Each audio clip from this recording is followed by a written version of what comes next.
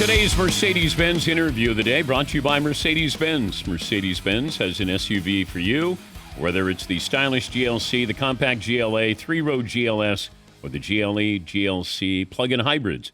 Visit MBUSA.com for special offers. He's a Hall of Famer, a three-time Super Bowl champ, Super Bowl MVP, and also could have been Deion Sanders before Deion Sanders or Bo Jackson before Bo Jackson, playing two different sports. Yes, great football player, but they still talk about Steve Young, the baseball player. Few no-hitters, all state. Did you get drafted? No. Are you bitter? No, I just don't. I don't think that you are remembering it right. Hey, look, I love baseball, but I pulled everything to second base, man. I did not. I did not. I was good, but I wasn't great. So there you have it. I got you drafted by the Dodgers in 1981. All right, that's amazing, and I really appreciate that nugget. I'm gonna go research that one. That one sounds like something I should put on the resume. How do you not know you were drafted by the Dodgers, 24th round? Dang. I'd be proud honestly, of that. The Dan Patrick Show has brought light today. I had no idea that happened. I had no idea. That's amazing. I mean, honestly, that is like a revelation. Are you kidding me? Yeah. What I could have been. I know. Like, they didn't even call me. I know. Just draft me and then let me know. You could have been Fernando Valenzuela. What I could have been.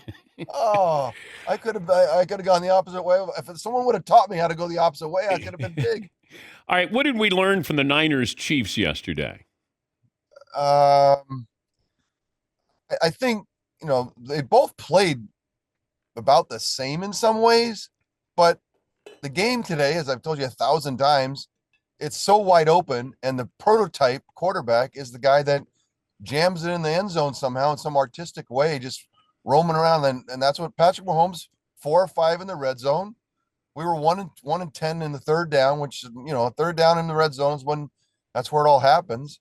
And they were 4 or 5 in the red zone. We threw interception down there in the second half. We didn't get down there very much. I mean, when you get down there, think about how the Chiefs put it in the end zone. Just kind of rando stuff that just nothing special, nothing amazing, nothing artistic. I mean, as far as, out of the huddle, just a bunch of stuff. How about Patrick Mahomes running 33 yards to set it up and then runs it in himself? That's the game today, and that's the difference. Well, the Chiefs are a defensive team first. Well, today they are. I mean, that's what's amazing about being 6-0, playing great defense, figuring out ways to win. Can you imagine when they get it all kind of rolling after Thanksgiving and because Patrick Mahomes is they're not going to wait. They're not going to be in January kind of concocting ways to put it in the end zone. They're going to get better and better. And that's what we've got to do, right? The 49ers have got to figure out how to turn the page. Brandon Ayuk looks like he's out for the season. We've got to figure out ways to put it in the end zone. We have not. Last year, we were number 1 by far in red zone. But it's just, you can't, in the NFL today, you can't be the guy that's just going to go retail and just call the play in the huddle and expect you're going to put it in the end zone. You're going to have to come up with crazy stuff to put it in. And we've got to get better at that. What did you think of Russell Wilson last night? They asked Russell Wilson to do his special superpower, right? Is that touch pass, back shoulder, leading guys in, kind of seam routes. Like, that's Russell Wilson of old. And if that's what they're going to ask him to do, that's what Russell Wilson can do really well. And I was happy for him because it's been such a miserable 24 months in his life. I got to imagine that, have some success and have everyone pat you on the back. I had to feel really good. Yeah, but you don't have to be great on offense with that defense. That teams don't even get 15 points. But how difficult is that for a quarterback to not try to do too much because you don't have to do too much? It's a fine line that makes the job. That's why it's one of the hardest jobs in sports and one of the hardest jobs anywhere, is trying to find how you fit into a system that really, resonates with everybody else? How do you figure out how to, some people ask way too much of somebody like Josh Allen and Buffalo Bills, way too much. Like, stop already.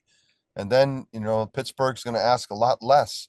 And then how do you make sure that you don't overperform, or overdo it? And it's a tough one. And in today's game, Dan, you can't go to the Super Bowl and win it this way. Like, it's the kings of the game who in the championship games late in the season, fourth quarter, it's the guys that can, you've seen it, right? It's Lamar, it's Josh, it's Patrick, of course. It's now young guys like, maybe CJ Stroud becomes that guy, Jordan Love.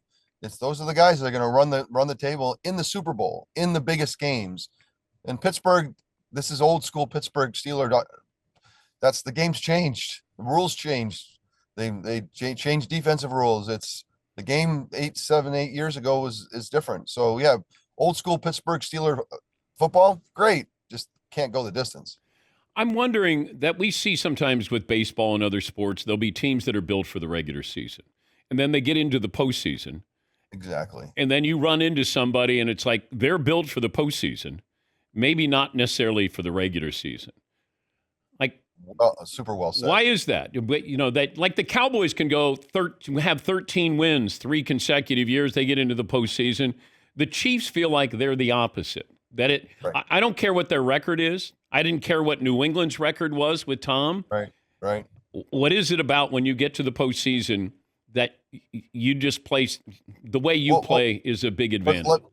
And today, again, the game's changed. So we got to go into you got to move your mind away from what used to be all the norms and the things that were true. They're different now. The truth today is, take the Baltimore Ravens as the example, right? Really built for the regular season. Rank and file, just smashing people with the best running game in the league, most sophisticated running game in the league, and great defense. And then they get in the playoffs. It's about what I just told you. And you'd think with the amazing artistic potential of Lamar Jackson, but yet you have to have a sophisticated passing game to run the table today and to win the big games and to be a Super Bowl champion. Just look at the last 4 or 5 Super Bowl champions. It's just the way it is. And it's used to be able to, let's put together a number 1 defense, smash people, and go to a Super Bowl. It's not possible anymore. And so, built for the regular season, rank and file wins. There's a few teams like that right now. And I would put Pittsburgh in there. Baltimore's trying, as you saw last year, with real effort to invest in wide receivers, invest in a more sophisticated passing game, and let Lamar become what I've said 1,000 times. He could be the greatest player ever played, but you've got to put him in a position to not just, run the football and do crazy stuff, but actually sit in there and decipher, find the truth in a play, and throw it all over the field. And that's the prototype today. And Lamar's the most prototype of all the prototypes, but yet the team's not asking him. They're getting better. They're getting closer to ask him to do things that can win it in February. And that's what really matters. Hall of Famer Steve Young joining us. Tell me what Aaron Rodgers is getting at. I'm going to play the question. You can hear the answer here. Okay, I know. How do you get everybody to keep the belief when it seems like a lot of the same mistakes keep Stop happening listening to you guys. Number 1. Number 2, got to be accountable, I got to play better. That's the key. I got to play better. We got to find a way to run the ball better so we can action pass. I thought did some nice things in the passing game. Brees obviously had a couple of really nice ones. Spread the ball around to Tay, G, and Allen. Mike had a nice conversion. But we got to run the ball better, and I got to play better. Okay. The media is in his head. Why would he say stop listening to you guys? You don't. I've always said it's a 3-ring circus. They're all under the same tent, different rings. There's the media, there's the fans, and then there's the game. But you have to recognize everybody's in it together. You have to. And if you try to make enemies of one of the 3 rings, it's gonna be painful. It's a painful way to try to play and find bounty, right? And so when you start to point people, the media, it's like, it's not worth it. You've got to stay away from that. It's easy and it makes you feel good for a second, but it's not. You have to, it's a part of what we're doing. do your job and just move on. And if you want to ignore them, then ignore them. But if you want to make it something, it makes it bigger. Like, stop listening to it, makes it bigger. Like, and it's a rebound. So it's not worth it. The other things he said were really great, right? It's about me, number one. That's what any great quarterback's going to say. If you don't say that, you're not going to be able to gather your teammates. They're not going to come fight for you. So he did a good job there saying, look, it's about me. Yes. Number one, that's the truest truth for every quarterback. Never lose that truest truth. And the other truths, yeah, we got to run the ball. We got to do some stuff. I thought that was really smart, but we get off of the theme that we need to stop listening to me. That just makes it a bigger thing. Like, stop, like, move on. Did you ever throw a teammate under the bus accidentally? Not knowingly, that's for sure. I mean, that's the art of quarterback. It's not just on the field. 50% is on the field. 50% is at post game after a loss, gathering your teammates. Other parts of it, when things are going badly, you have to own it. The ball was in your hands. It's in your hands every play. Own that truest truth. And if you want to point out someone else's mistake, find a very delicate, artistic way, depending on who it is.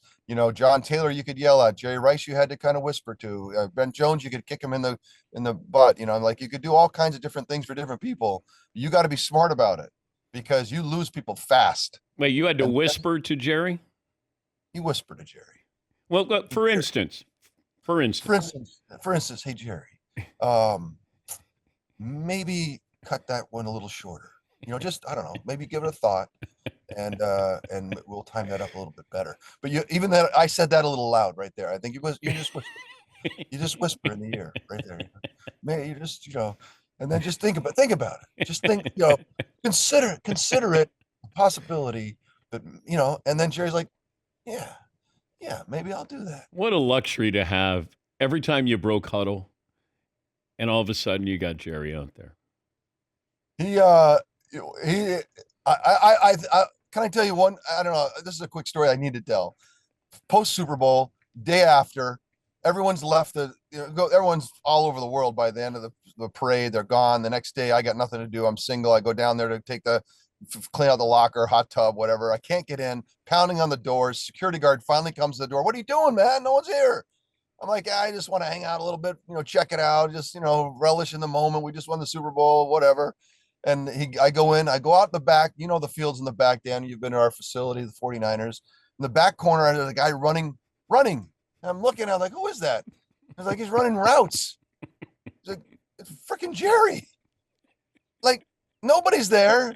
It's the day after the Super Bowl, man. Stop. And so I had two thoughts. That is amazing. Really represents who he is and who he, why he was great. Because you get great talent with great work ethic. It's rare. You get that. And then the second thought I had is, should I go out there and throw it to him? I don't want to throw it to him. I'm done. And I don't remember exactly what I did. I think I went out and threw. I don't know what I did, but that's the great Jerry. I mean, you talk about breaking the huddle with someone like that. It was special. Fritzy, do you have an update on Steve Young's baseball career before we say goodbye? Please. Yeah, I think that it's a different Steve Young that was actually drafted, but in high school, for Greenwich High School. Was that going to be a quiz? Breaking news. Why would you didn't say the rest of it. No one's going to research that, bro. I was the whole interview. I'm thinking, holy crap, I was drafted by the Dodgers, man. I mean, it changed my life right there. Now you just Todd. But my bloody hands. What? Look, I think you're wrong. There's not that many Steve Youngs, man. There's no way. It appears to be that it's a different Steve Young that was drafted in the 7th round by the Dodgers. Even though there was a couple of notes that said there was. You know what? Him. We're not. We're rejecting it. I am rejecting that. I'm going to swat that away. There's the Steve Young that I know got drafted by the Dodger. Former Dodger. Steve Young. Yeah. From the mean streets of Greenwich, Connecticut. I don't know how you got out alive. I really don't. Look, no one punched their way out of Greenwich harder than I figured out a way out, bro. And you went hardship back then. Not many people go hardship out of Greenwich. Not easy. You coast down Greenwich Ave, and you don't. Where do you go? You got nowhere to go. Are you still getting paid by the LA Express? It ran out a couple years ago, bro. Oh, it did. You know, my mom, when I sucked when I fumbled the ball, I don't know, I think I was in New Jersey for a game. Chant went up, 40 million down the drain, 40 million. And my mom, who drove over from the mean streets of Greenwich to watch the game, was so upset because, they're booing her son, a chant, the whole stadium's chanting 40 million down the drain. She stands up. My dad tells the story. She turns to the most loudest guys, the most drunk guy. She goes, "It's an annuity. It's not like he's like, it's not my $40 million now. He's not that good. It's an annuity. It's an annuity. It's in a trust. It's in a trust. Yes. Oh, it's not like he got it all right now. He's only getting 4% interest on that. Yeah, like give him a break. My dad tells a story and he moved away. He's like, oh, he like skirted away. Like, I don't even know you. I don't even know. Oh, well, my favorite Dodger, Steve Young. There you go, bro.